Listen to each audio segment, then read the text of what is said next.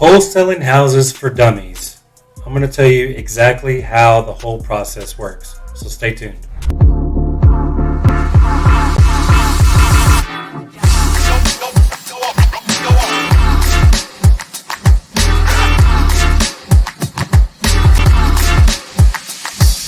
Hey, what's up guys? Thanks for joining me today. My name is Graylan Stewart. I am an entrepreneur and real estate investor. We focus on wholesaling real estate. That's what my company does all day, every day. We lock deals up all over the United States. And we also do some buy and hold properties, meaning rental properties for our long-term wealth. And I do some fix and flip properties like you see on HGTV, but the real version. And we do that for the bigger paychecks. But my channel is all about wholesaling real estate, okay? So, wholesaling real estate for dummies. And I don't mean that in a derogatory sense or to be rude in any way, but just the simplest form of how a wholesaling real estate transaction actually works, okay? So I'm just going to break it down for you to kind of make it simple for those of you that are brand new to this entire idea. And I'm just going to tell you exactly how we do it in our business and what it all means, okay? So, wholesaling real estate, it all starts with a motivated seller, okay? Now, how do you get these motivated sellers? You can do them in multiple of ways, okay? You can drive around, write down ugly houses, write down the addresses of these ugly houses.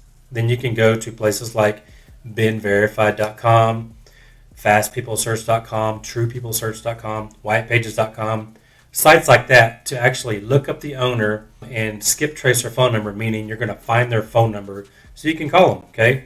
So you can drive for dollars. That's one way you can get a motivated seller list. Or you can buy lists. You can buy lists from ListSource or from, Atom Data. There's PropStream. There's all kinds of different places you can buy lists from.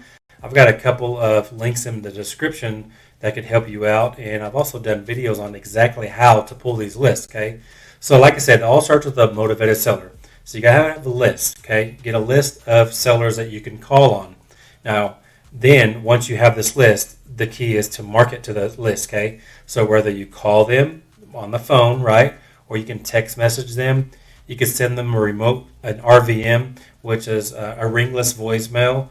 Now you can go to several places online, just Google ringless voicemail.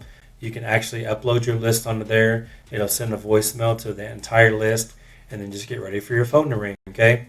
So you start with the motivated sellers. You can do marketing by cold calling, text messaging, RVMs. That's all the cheapest ways to do it. And then once you get into it a little further, you can do other things like direct mail if you have a little bit of money to spend, or do TV ads, radio ads, things like that, okay? But initially, you got a motivated seller, okay? Then you do marketing to get that motivated seller interested. Then you're going to answer your phone. You're actually going to negotiate with sellers, telling them that you want to buy their house for cash, okay? So the entire reason a seller would actually sell to an investor like me or a wholesaler is they want to trade, they're willing to trade time and convenience, time and equity, for the convenience, okay? So they're basically, we're promising to do the deal fast, okay? We're going to pay cash and close quickly. We typically cover all those costs, right? But they're trading a little bit of their equity for that speed and convenience portion of it, okay? So that's what I meant. They're going to trade, their equity for that speed and convenience factor, okay? Because that's the whole point of wholesaling real estate. We typically close these transactions in 30 days or less in a lot of cases, okay?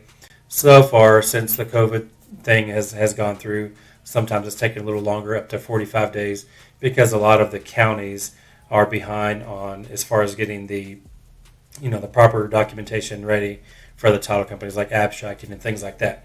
But nevertheless, so you're doing marketing, you have to start with the motivated seller, okay? Find these sellers by getting lists, or you drive for those lists. You start marketing to those sellers. Now you're negotiating with these sellers, okay? You have to show the confidence in you that you can actually do what you say you're going to do.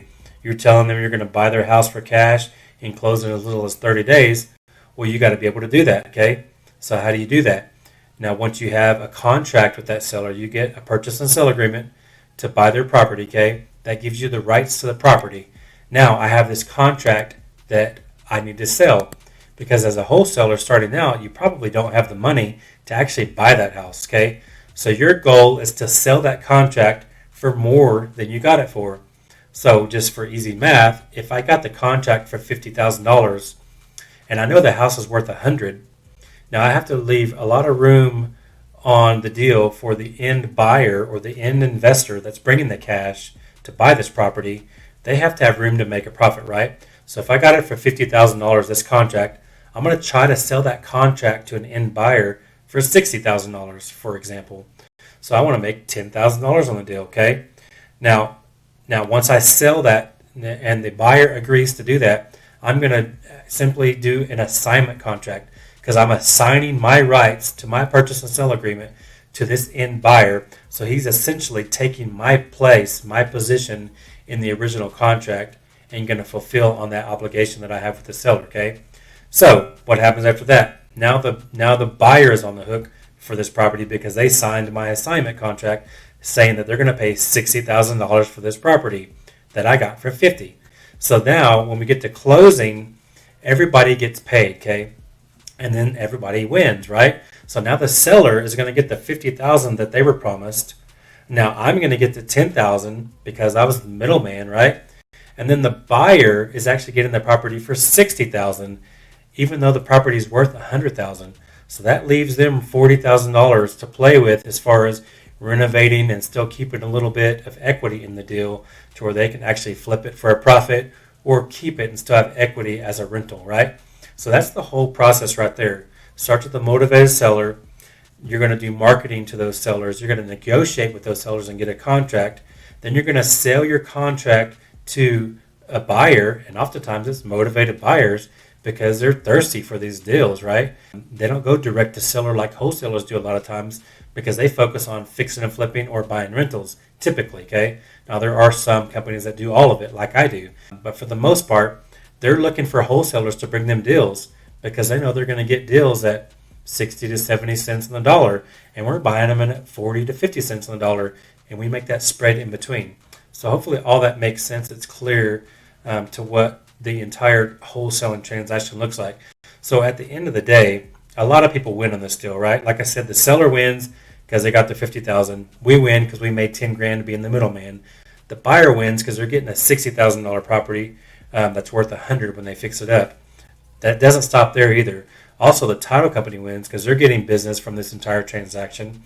Home Depot or Lowe's or your big box stores, they're going to end up winning because the end buyer is going to remodel the property, right? So, and then a contractor is going to end up making money because they're the ones that the buyer is hiring to fix these deals up.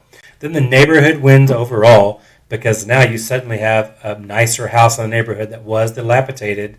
And then the ultimate end buyer, whether they sell it on the retail market or if it's a renter, they're winning as well because they get to move into a fully remodeled property and it helps the overall community as a whole, right? So everybody wins on the deal, but the buyer wins even more because if they do keep the property, they get to depreciate that property for 27 and a half years. They also get the benefits of appreciation. They also get the benefit of a renter paying off their mortgage, and they make a cash flow in between what their mortgage is and what they're charging for rent. So the buyer wins more than anyone in this scenario. So it's really important once you learn the wholesaling game and you kind of get a little bit of money and knowledge under your belt,